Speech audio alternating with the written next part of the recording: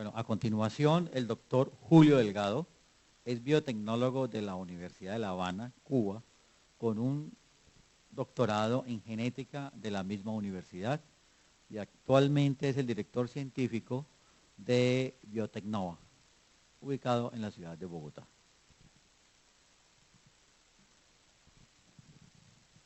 Buenas tardes.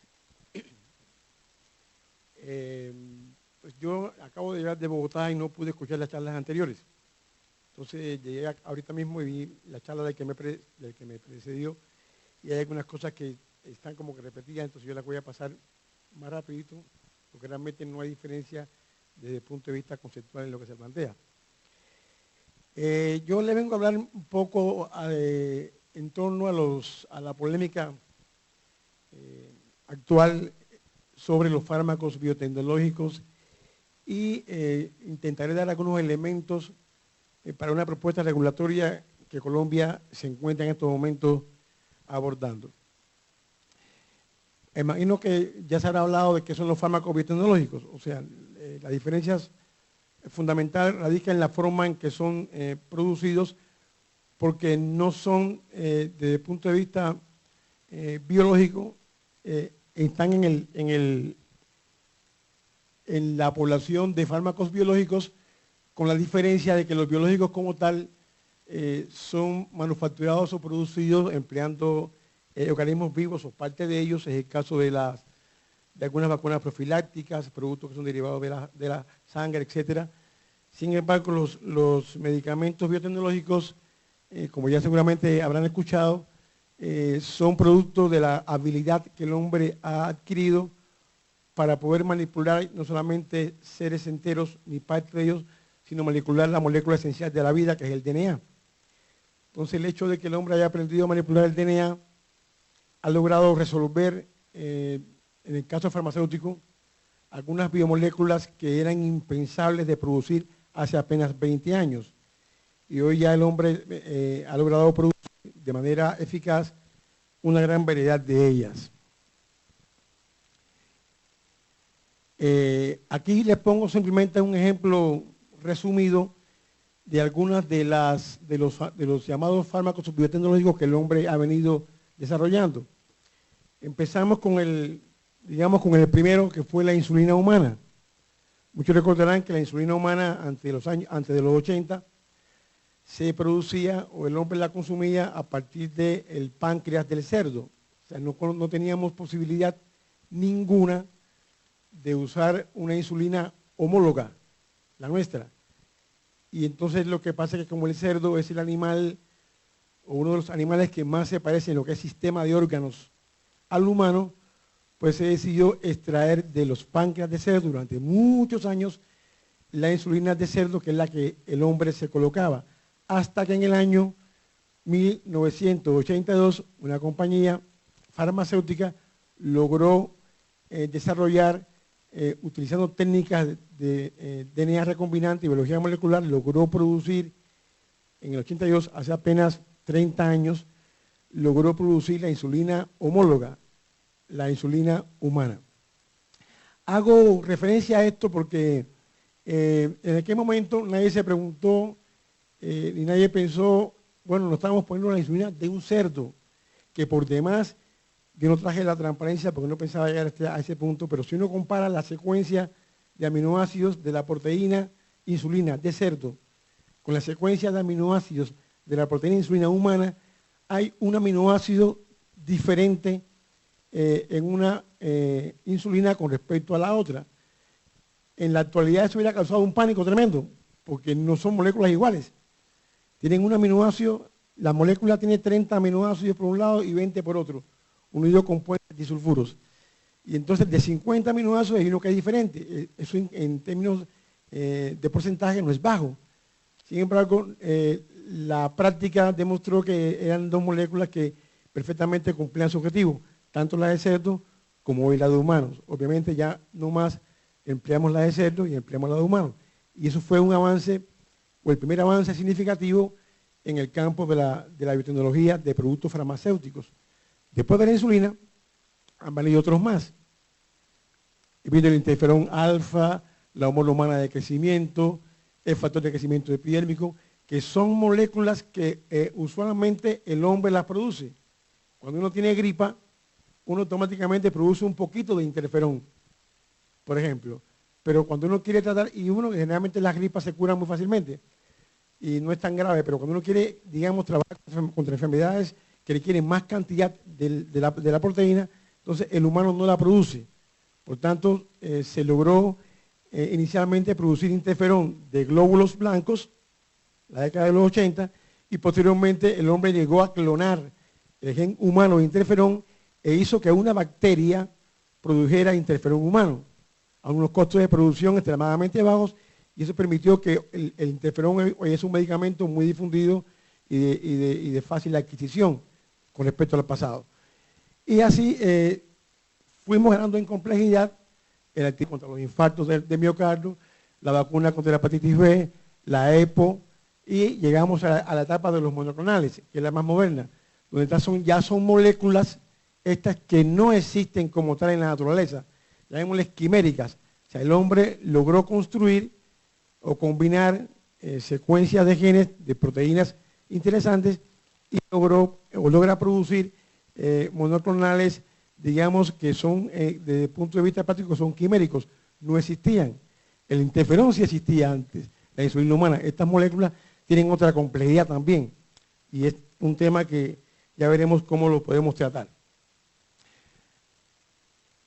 Para esto, en la producción de estos fármacos, también se han empleado diferentes hospederos. Hospederos son aquellos organismos finales que son los encargados de producir lo que uno desea. Entonces uno encuentra que algunas proteínas terapéuticas han sido producidas en células microbianas, como bacterias y levaduras. Aquí vienen algunos ejemplos. Otras proteínas han sido producidas de manera eficaz en células animales, en particular las células CHO, que han sido las células que mejor interpretan la información genética y producen una molécula terapéutica de alta calidad. Y aquí hay algunos ejemplos. También se han empleado animales y también se han empleado vegetales. O sea que hay digamos que en la práctica hay una amplia batería de sistemas vivos que el hombre emplea de acuerdo al tipo de proteína que quiere producir y sobre todo a la complejidad de la proteína. No es posible producir un monoclonal en un microorganismo y hasta ahora tampoco en una planta. Tienen que ser producidos en células animales, porque las modificaciones que tiene que sufrir la molécula solamente las hace de manera eficaz células animales. Entonces el hombre conoce, ya sabe qué tipo de sistemas puede emplear para producir estas moléculas. Esto es, digamos, el top 10 del año 2008 en la Unión Europea en torno a los medicamentos biotecnológicos de mayor impacto en el mercado. Y saltan a la vista que de los 10 medicamentos o productos empleados para curar enfermedades, 8 de ellos son drogas producidas por biotecnología. No cabe dudas que la biotecnología ha venido a ser la herramienta a través de la cual hoy es posible diseñar moléculas terapéuticas, como le decía antes, insospechadas. Permite esta posibilidad, y el mercado donde está creciendo desde el punto de vista de valor como mercado son, como ven aquí, en aquellas proteínas o en aquellos medicamentos que son de origen biotecnológico. Entonces entramos al punto, digamos, del go and back, del ida y vuelta en la discusión sobre el tema. Esto es un análisis resumido de una publicación hecha en Nature, que habla de lo mismo pero diferente, que muestra cuál es el estado de las patentes de un grupo importante de medicamentos biotecnológicos. Y observen cómo está en rojo, marcado en rojo, cómo muchas patentes ya vencieron hace rato, no están puestas acá, pero hay muchas que están en fase ya ya han caducado o están próximas a caducar en los próximos 5 años. Entonces, esto es muy importante porque en términos conceptuales, cuando la patente vence, da la posibilidad de que terceros puedan empezar a desarrollar moléculas terapéuticas por el mismo camino. No existe el control o no existe el monopolio, esa es la palabra, sobre la producción de medicamentos biotecnológicos. Y esto es un tema realmente que hoy día está muy en debate. De hecho, yo vengo a mostrar algunos elementos que en Colombia se están manejando en torno a esto. Porque entonces, como ya están caducando las patentes, entonces surgen elementos de que la complejidad de las moléculas, que son complejas, pues no todas tienen igual complejidad. No es igual la complejidad de un interferón alfa a la complejidad de un rituximab. No tiene nada que ver. Son tamaños moleculares, niveles de glicosilación de las moléculas que son diferentes. Eso es cierto. O sea, las moléculas son complejas. Lo que sí no es tan cierto, desde mi punto de vista, es que no se puedan producir por terceros. Yo creo que si uno respeta algunos elementos que vamos a mostrar que tienen que ver con la identidad, el control analítico de la molécula y otros elementos de pureza, el discurso que hoy late, que es hay que ir a estudios preclínicos y clínicos o no hay que ir, es el elemento realmente que está todavía muy en debate en muchos países. Hay países que dicen que no es, si uno demuestra realmente la identidad molecular, uno demuestra los niveles de pureza, uno demuestra que la estructura y la secuencia de la molécula es tal cual, no sería ético, dicen muchos, someter de nuevo a pacientes a estudios clínicos de cosas que ya fueron estudiadas. Otros dicen, por el contrario, no, es que los problemas de inmunidad que puede generar algunos cambios en la molécula pueden ser determinantes. También puede ser cierto. O sea, hay una dicotomía, hay un punto coyuntural de debate en torno a si es posible que otros puedan producir de manera eficaz la molécula. Si me preguntaran a mí personalmente, yo diría que sí. Yo personalmente tuve la oportunidad de participar en la construcción de varias moléculas biotecnológicas, interferones, el TPA, la vacuna contra la hepatitis B. O sea, conozco bastante bien cómo uno hace la construcción para llegar. Y esto se hizo hace 20 años. Y hace 20 años no había la tecnología que hoy existe desde el punto de vista de la manipulación. O sea, yo creo que hoy día sería, entre comillas, porque nunca es fácil, sería menos traumático llegar a una molécula similar a la que hace 20 años uno construyó. Porque hace 20 años no había equipos para hacer PCR, uno aislaba de gente de manera diferente, los equipos para determinar pureza no tenían la finura de los que tenemos hoy, los sistemas de ELISA y anticuerpos para identificar la molécula y cuantificarla no eran tan finos como lo hoy. Entonces, si bien la complejidad de la molécula es grande, también hay que decir que hoy día la batería de herramientas con la cual uno cuenta para poder determinar exactamente la estructura de la molécula, incluso la secuencia de carbohidratos cuando son glicosiladas, es mucho mayor que la que teníamos hace 20 años. Entonces, el discurso pasa por dos, ver el vaso medio lleno o medio vacío en función de los intereses que uno pueda defender. Y yo aquí vengo a defender hoy día el interés del paciente, porque como verán enseguida, les voy a mostrar los costos de estos medicamentos que son llamados no post.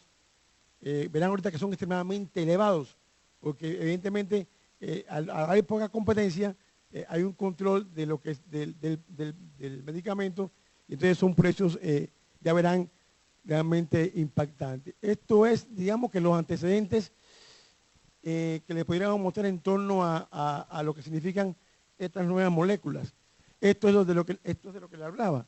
Aquí le muestro resumidamente un cuadro de algunos medicamentos biotecnológicos y aquí les pongo los valores de recobro alfosiga. Estos son datos del 2008, donde se ve realmente el impacto que hace prácticamente no viable que pacientes normales tengan acceso a esta medicatura. De hecho, aquí vienen datos europeos y de Estados Unidos, donde un paciente en Estados Unidos, por ejemplo, puede costar entre 15.000 y 200.000 dólares al año. Eso es mucha plata. Entonces, realmente, y estos valores van a ser incrementados en los próximos años, van a haber incrementos significativos desde el punto de vista de los costos de la terapia con estos medicamentos. Entonces, yo creo que la importancia está en tomar, o sea, como decía mi anterior expositor, o sea, lo fundamental es el paciente, pienso yo, y hay que asegurar que el medicamento sea eficaz y seguro. Pero eso no quiere decir de que no sea posible que terceros puedan producir medicamentos igualmente eficaces y seguros. Entonces, el tema está en cómo cada país instrumenta las medidas regulatorias de control de farmacovigilancia de los productos que van a llegar y que ya, por ejemplo, en Colombia ya están llegando de estos medicamentos biotecnológicos que ya no son tan innovadores.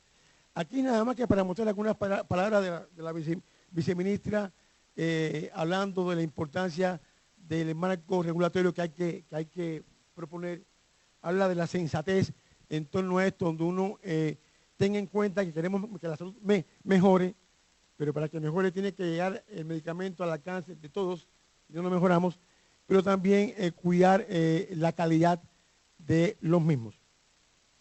Igualmente se planteaba que en el caso de los biotecnológicos estamos echando una mirada responsable respecto a las cualidades que tienen que tener y que tengamos que tener una regulación que se pueda comparar a los países que ya la tienen instrumentada, muchas de las cuales fueron mencionadas en la charla anterior. A fin de cuentas, lo que se desea es lograr la mejor efectividad del biofármaco, desde su diseño hasta su empleo en la población. Finalmente, la directora del INVIMA también planteaba el tema de tener cuidado o ojo sobre los programas de farmacovigilancia que yo ahí coincido con mi anterior expositor, están escritos en letra, pero realmente la farmacovigilancia que estos productos van a requerir tienen un nivel por la importancia que pueden tener las reacciones estas de inmunogenicidad, que son las que usualmente uno podría esperar en mayor frecuencia, pues sí, con un buen programa de farmacovigilancia esto pudiera contribuir a que estos medicamentos pudieran llegar a la población. Esto no lo voy a leer porque ya el doctor anterior expuso, se veía mejor que el incluso que esta que está aquí, un cuadro comparativo de las diferentes agencias regulatorias, la Unión Europea, la EMA, Estados Unidos, con la FDA, Canadá, lo que plantea la OMS, lo que plantean en Japón, en Brasil y en México.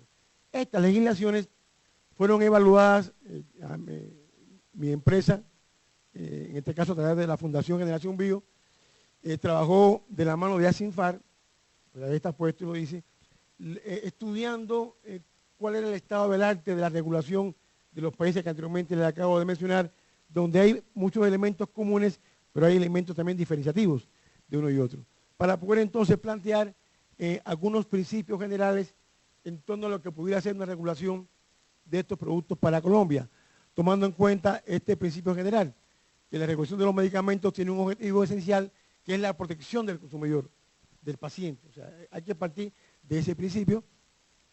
Esto se va a traducir en normas destinadas a asegurar la eficacia y la seguridad de estos medicamentos.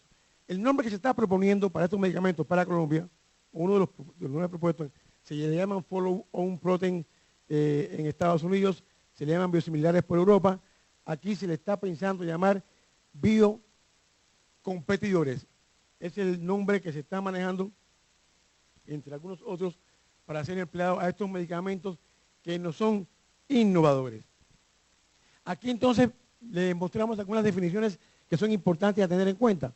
El término de qué es un medicamento biotecnológico, ya hablamos de eso, qué es un medicamento nuevo biotecnológico, qué es un medicamento innovador, qué es un medicamento biocompetidor, que es el de que estamos hablando, que es el posible medicamento que seguramente va a llegar a Colombia, como ya ha llegado a otros países, para ser evaluado por las autoridades regulatorias de cada país, lo que es la calidad del medicamento, que son todas aquellas cualidades que un medicamento tiene que cumplir, como su identidad con respecto al innovador, sus propiedades físico-químicas, su actividad biológica, propiedades inmunoquímicas, su pureza, las impurezas y la estabilidad que este medicamento va a tener.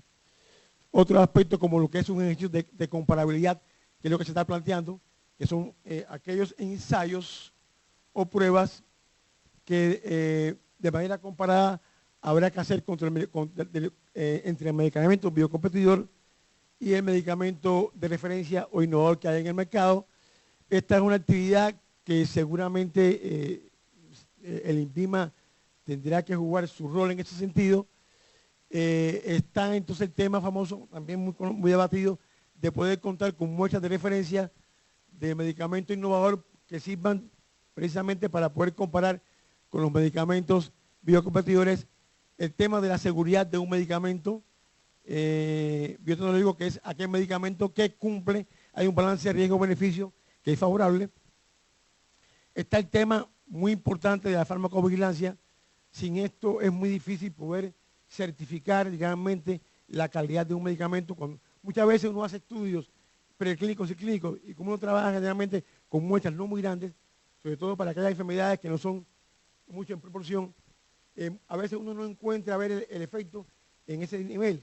Cuando uno extiende el uso del medicamento, entonces cuando empiezan a aparecer problemas que antes no había. Entonces la farmacovigilancia juega un rol importante en este sentido. Se está planteando que entonces dentro del mismo tenía que haber una sala especializada. O sea, no es la sala actual de biológicos. Una sala que pueda contar con un personal de una calificación más especializada en torno a estos nuevos productos farmacéuticos. Entonces, esta es la composición que se está planteando, o se está promoviendo, que debe contar esta comisión, que no sé si será una sala diferente o será una subcomisión de la principal. Son cosas que no competen, que se están evaluando, pero es una manera de poder, digamos, construir un equipo de trabajo que permita evaluar estos tipos de productos. Hay información acerca de cómo se preparan las formas de referencia, cómo va a ser el problema del registro sanitario para estos medicamentos biocompetidores. Hay algunas cosas que ya se están pensando. Hay un conjunto de pruebas básicas, de pruebas, digamos, sine qua non, que esta sala de especialidad debe de elaborar, y aquí viene un grupo de pruebas: la entidad biológica, propiedades fisicoquímicas, biológica, actividad, propiedades inmunoquímicas, pureza de producto, la estabilidad. Y no se descarta, como se plantea, porque la OMS, si la OMS lo que hace es sugerir que aquellos casos de medicamentos que por alguna razón requieran pruebas preclínicas y clínicas se haga. O sea, esto no descarta, pero eso debe ser un análisis, como pasa en Canadá, que es caso a caso. O sea, se van a evaluar caso a caso estos medicamentos, y habrá algunos que una vez que se hagan estas pruebas no sea suficiente como para dar su aprobación y tengan que pasar entonces a estudios de otra envergadura. Bueno, de lo que puede ocurrir, esto es parecido a lo que hay en otros países, cuando uno modifica el proceso, es que muchas veces en la práctica lo que ha demostrado que donde hay problemas, donde ha habido problemas con estos medicamentos, ha sido en el proceso, ya sea en el proceso de producción o en el de formulación final. Es el famoso caso, uno de los más conocidos, el de la EPO, donde el tapón del envase de la EPO, pues, de la tropoidina es el causante de la reacción inmune y no era el producto como tal. Entonces muchas veces puede estar bien la molécula, puede estar bien el proceso, y al final una cosa de otro nivel puede ser el causante del problema. El tema de las normas técnicas que va a tener que seguir el INVIMA, y los temas vinculados con la farmacovigilancia ya tan mencionadas. Finalmente, yo no quiero acabar sin mostrar dos notas de prensa recientes. Una salió en Biotech, que señala que la copia de medicamentos biotecnológicos cada vez es más atractiva para los fabricantes de fármacos. Es que se plantea que los que producen habitualmente fármacos de este tipo están evaluando seriamente producir también ellos sus biocompetidores o biosimilares, sobre todo pensando en el mercado asiático y el mercado suramericano, nosotros. Y esto es un dato curioso. Como también no es la opinión del director del Departamento de Farmacología de la Universidad de Barcelona, que en un artículo publica y dice: empezaré por la conclusión, para quienes quieran ahorrarse la lectura de este escrito, que los medicamentos biotecnológicos biosimilares ofrecen la misma garantía de calidad, eficacia y seguridad que la que ofrecen los medicamentos biotecnológicos innovadores u originales. Yo lo que quiero decir con esto es que no, es muy importante en este momento que estamos viviendo, donde hay aperturas de mercado, donde hay vencimientos de patentes, donde hay terceros que pueden producir, tienen la capacidad de producir estos productos. O sea, no cerremos las puertas, sino que evaluemos con certeza, con seguridad, y esa es la labor que seguramente le tocará al ente regulador colombiano, decir no, no es decir no, sino dejen entrar el producto, evaluémoslo como Dios manda el producto, tomando en cuenta un conjunto de exámenes que hoy día se pueden hacer, que hay tecnología para hacerlo, que hay personal capacitado para hacerlo, y entonces tomemos la decisión si dejamos entrar poco a poco estos medicamentos o si no lo dejamos entrar. Yo pienso que la experiencia indica, si bien todavía estamos en una etapa primaria, si hoy día aquí están entrando al país 1, 2 o 3 monoclonales, por poner un ejemplo. Pero claro, es que el monoclonal es una molécula reciente. Pero cuando uno va a los interferones, que fueron las moléculas que se hicieron en los años 80 y 90, ya 10 años, 15 años después, el precio de aquellas moléculas, ¿verdad?, que eran muy costosas, hoy día son más baratas. Yo no creo que, como decía el doctor anteriormente que expuso, yo no creo que hoy vayan a bajar de una vez los precios. Pero si pensamos en perspectiva, cuando de aquí a 10 o 15 años, donde ya entonces toda esta cultura de los biocompetidores o los biosimilares, como le quieren llamar, esté clara, donde los sistemas de regulación estén claros, donde la tecnología para valor esté clara, entonces van a entrar. Y si entran, como han entrado, por ejemplo, en la Argentina, entonces uno sí podrá ver en un mediano plazo, no vamos a decir en un corto plazo, porque no sería objetivo, pero sí uno podría ver una mejora en los precios, porque a fin de cuentas, de lo que se trata es de que el Estado es responsable de nuestra población y la salud es una cuestión fundamental. Estos medicamentos que son para enfermedades muy complejas, hoy son prácticamente incosteables. Entonces el tema está, pues no, volviendo loco, abrir las puertas a la demandada y que entre cualquier cosa, no es el caso. Pero si hay una opción de que hay un medicamento hecho por terceros que reúna las cualidades para que el producto pueda ser usado, eso sin duda tiene que ayudar mucho a que el tema de los medicamentos no POS y los recobros del FOSIGA y todas esas cuestiones puedan ir poco a poco disminuyendo y hacer asequible la salud realmente a la población. Muchas gracias.